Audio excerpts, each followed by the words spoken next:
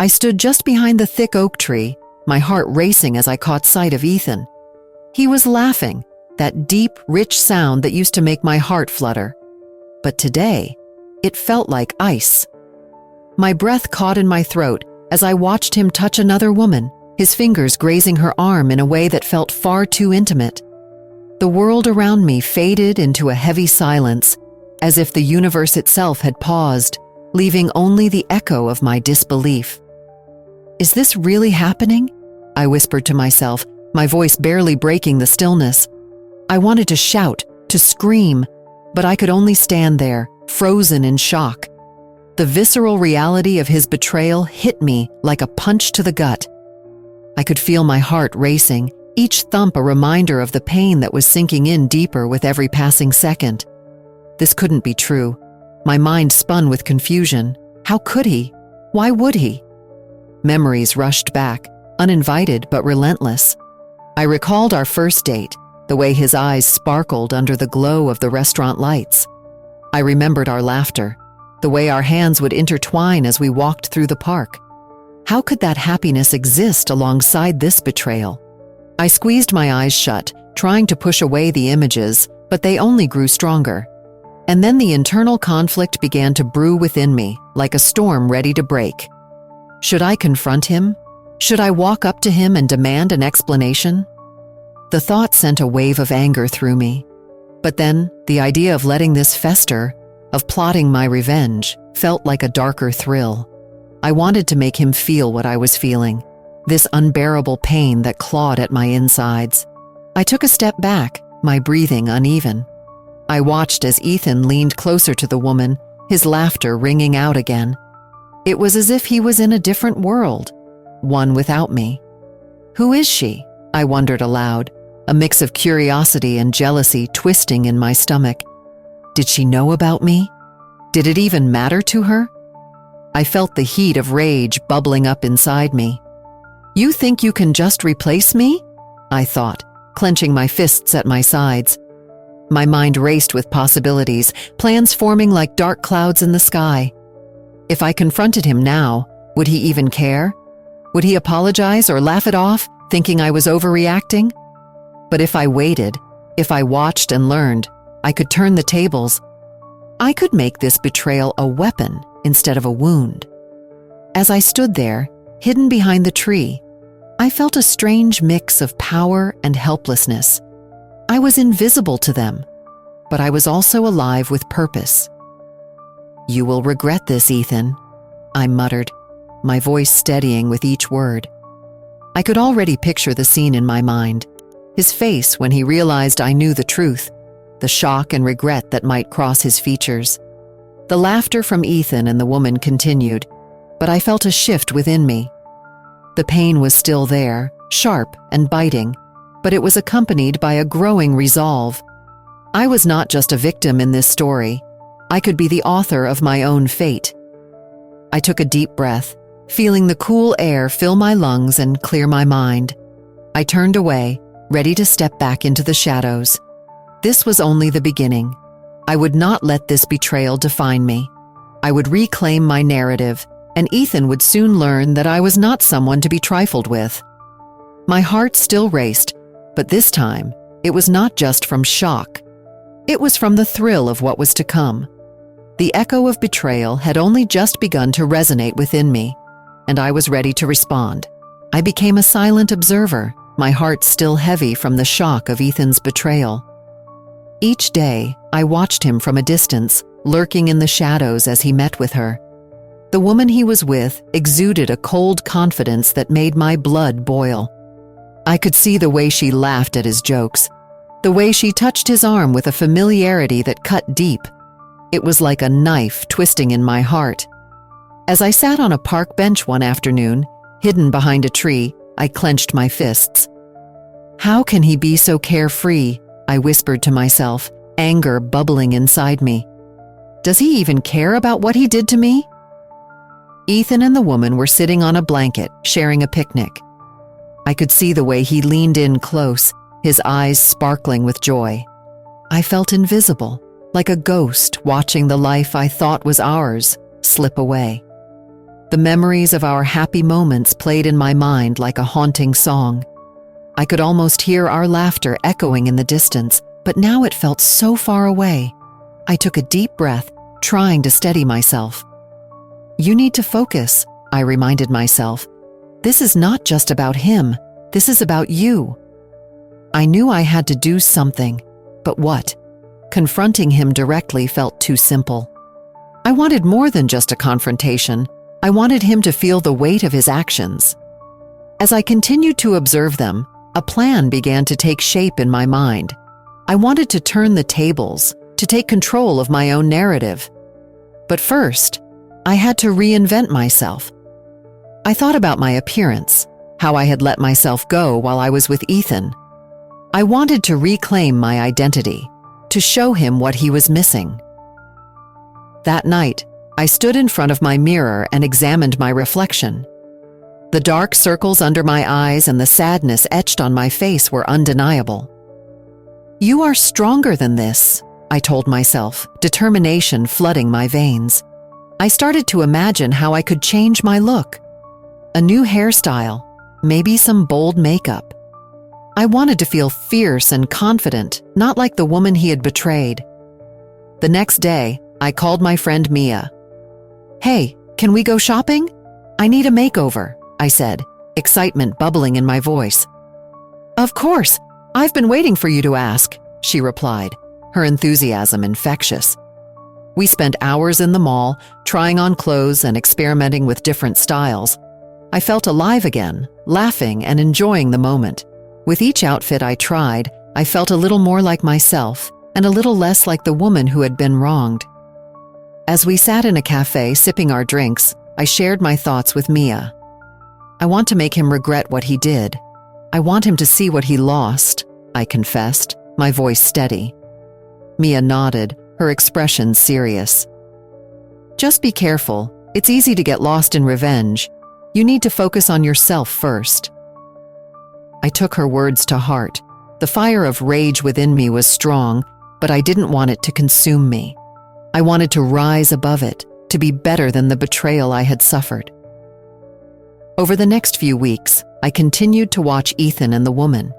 Each encounter fueled my desire for retribution, but it also pushed me to transform.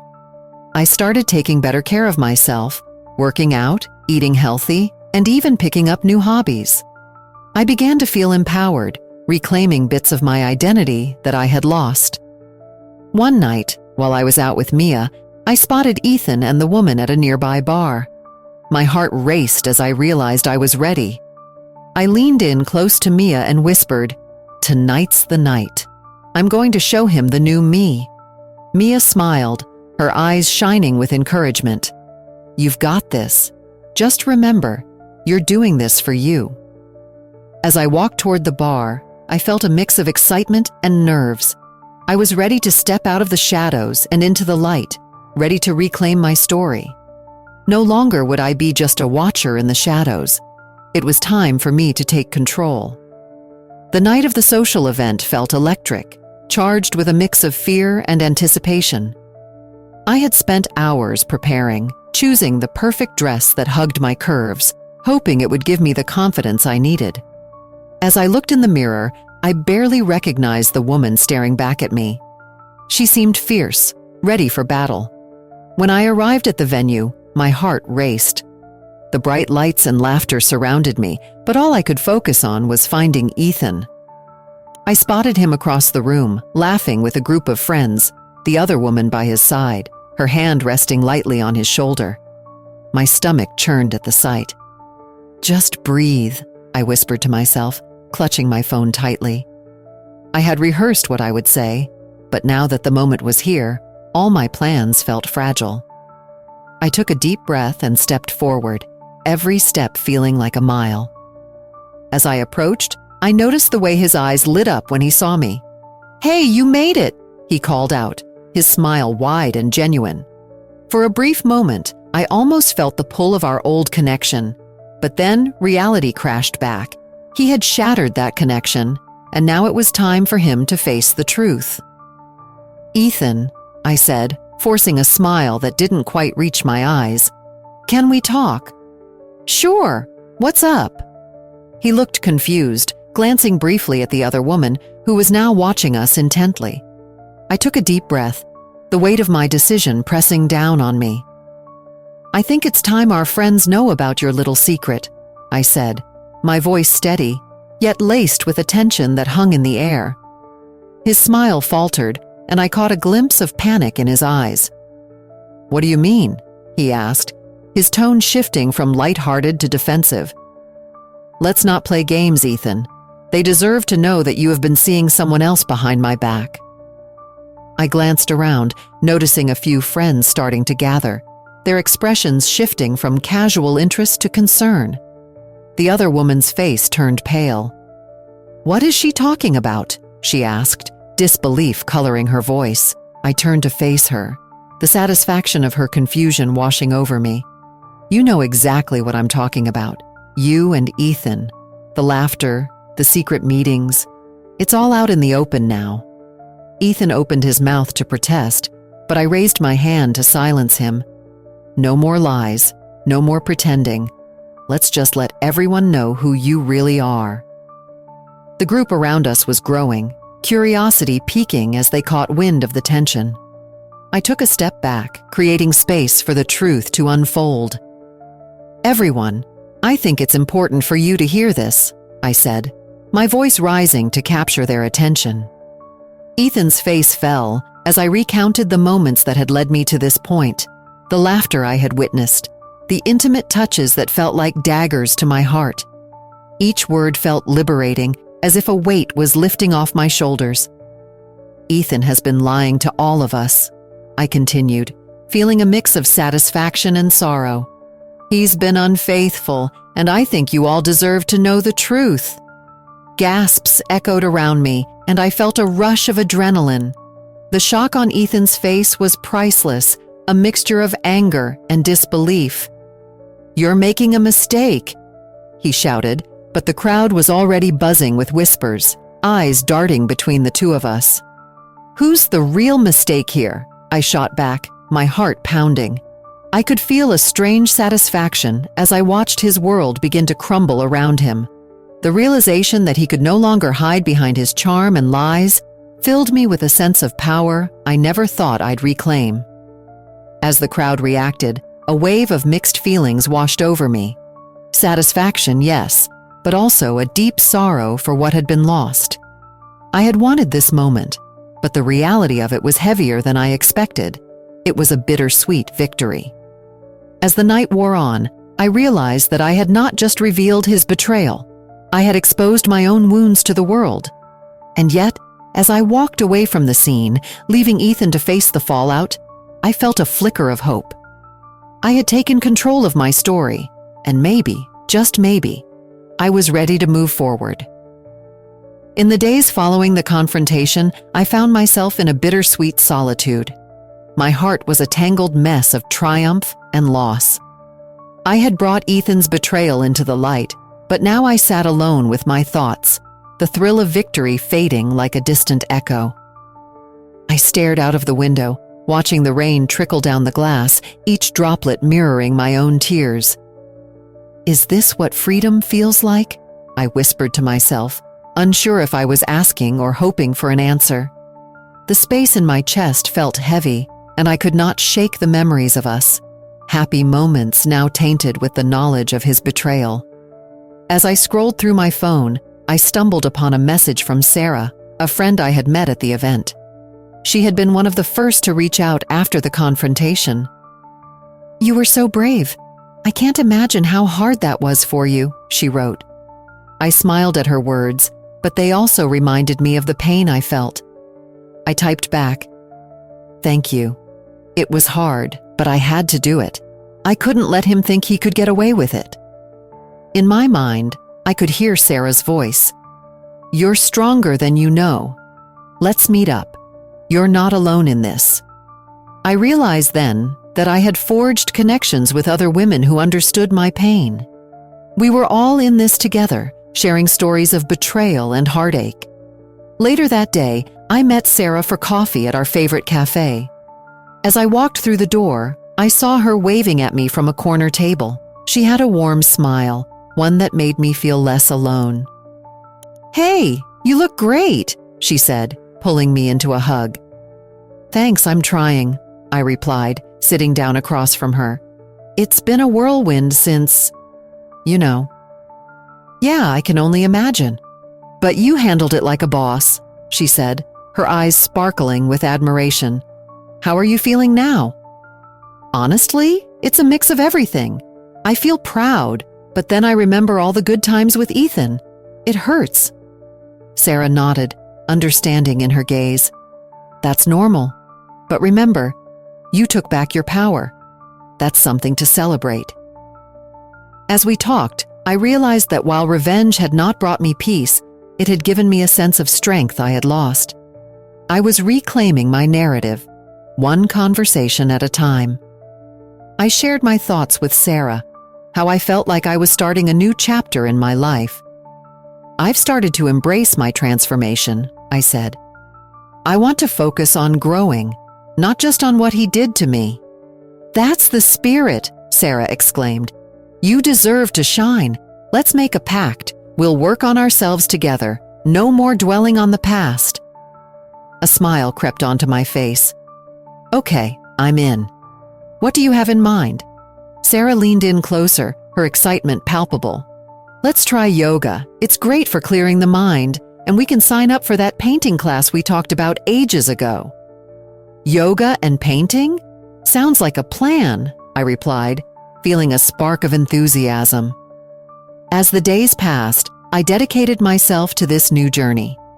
I joined a yoga class with Sarah and discovered how freeing it was to focus on my body and mind. Each pose reminded me of my strength, and the classes became a sanctuary where I could leave my worries at the door.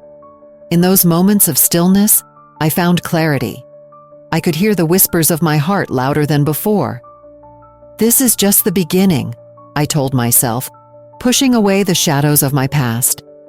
I began to embrace my transformation fully. I tried new hairstyles, wore brighter clothes, and smiled more often.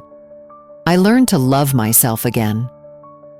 With each passing day, the weight of betrayal felt lighter, and I found comfort in the knowledge that I was not defined by my past. As I walked through life, I felt a sense of empowerment blossoming within me. I was becoming the person I always wanted to be, a strong, self-sufficient woman ready to embrace whatever came next. And while the echoes of betrayal still lingered, they no longer held the power to dictate my story. I was writing my own narrative now. As I stepped into my new life, I could feel the weight of betrayal still lurking in the corners of my mind. Each day was a balancing act between moving forward and confronting the pain that Ethan had caused. I looked around my small apartment, now filled with memories of both joy and sorrow. It was time to face the truth and heal. "Hey, are you coming to the cafe tonight?" my friend Mia texted me. Her message broke through my thoughts like a ray of sunshine. "Yeah, I'll be there," I typed back, forcing a smile. I needed this. I needed to reconnect with the world outside my four walls. That evening, as I walked into the cafe, the warm light and laughter wrapped around me like a comforting blanket. I spotted Mia at a table, waving excitedly. I took a deep breath and joined her. "You made it!" she exclaimed, her eyes sparkling. "I was worried you'd cancel again." "I almost did," I admitted, feeling a mix of guilt and relief.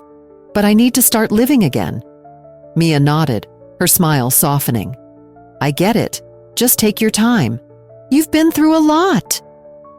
As we chatted, I felt a spark of joy returning. We talked about everything from work to the latest movies. I shared a few laughs, and for the first time in months, I felt a flicker of my old self. "Have you thought about taking up a new hobby?" Mia asked, stirring her coffee. "Something that makes you feel good?" I paused, considering her question. "I used to love painting," I said slowly. "But I haven't picked up a brush in ages." "Why not start again? It might help you clear your head," she suggested. Her words planted a seed in my mind. Maybe exploring my passions could help me heal. I decided I would give it a try. The next day, I gathered my old art supplies from the back of the closet. Dust covered the canvas, but the moment I touched the brush, a rush of memories flooded back. I set up my small easel by the window, letting the sunlight pour in. As I began to paint, emotions flowed onto the canvas. I painted my feelings of anger, sadness, and eventually, hope. With each stroke, I felt lighter. It was liberating to express myself without judgment. In the weeks that followed, I made a conscious effort to reconnect with friends and explore new experiences. I joined a local book club and attended yoga classes. Each new activity brought its own set of challenges, but I embraced them all. One evening after yoga, I met up with a group of women from the class. We sat outside, enjoying the cool breeze. "I love this class," I said, smiling at the group. "It's so refreshing to be around strong women." "Absolutely," Sarah replied, taking a sip of her water. "We lift each other up, and that's what matters." As I listened to their stories of overcoming struggles, I realized I wasn't alone. The pain of betrayal was still there, but I found solace in the support of those who understood my journey. Yet, even as I moved forward, moments of doubt crept in. Sometimes, I would catch myself thinking about Ethan and the hurt he caused. "Why did I let him define me?" I whispered to myself one night, staring at my reflection in the mirror. The anger bubbled up again, but I took a deep breath. "It's time to forgive yourself," I reminded myself firmly. "You are not what he did to you." Gradually, I started to break free from the emotional shackles that had bound me. I learned to let go of the guilt and anger. With every step I took toward healing, I felt stronger. As I sat in my room one quiet evening, painting a new canvas, I realized that this journey was not just about overcoming betrayal. It was about rediscovering who I was and embracing my worth. Looking at the colorful strokes on the canvas, I smiled. "This is me," I said softly. "I'm reclaiming my life." And with that, I took another deep breath, ready to face whatever came next. As time passed, I found myself standing on the edge of a new beginning. The chaos of my past began to settle, and I started to see things clearly. I realized that the true victory wasn't found in revenge or bitterness, but in the strength I had gained from my experiences. I took a deep breath, feeling the weight of my journey lift ever so slightly. One sunny afternoon, I sat at my favorite cafe, sipping a warm cup of tea. The comforting smell of fresh pastries filled the air, and I felt a sense of calm wash over me. I pulled out my journal, the blank pages inviting me to spill my thoughts. I wrote, "I am not what was done to me. I am who I choose to become." Just then, my friend Mia walked in, her bright smile lighting up the room. She spotted me and waved enthusiastically. "Hey there, how's the new life treating you?" she asked as she slid into the chair across from me.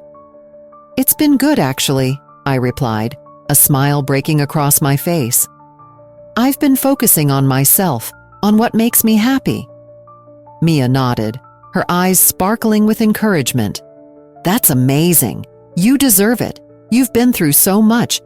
What's next for you?" I thought for a moment.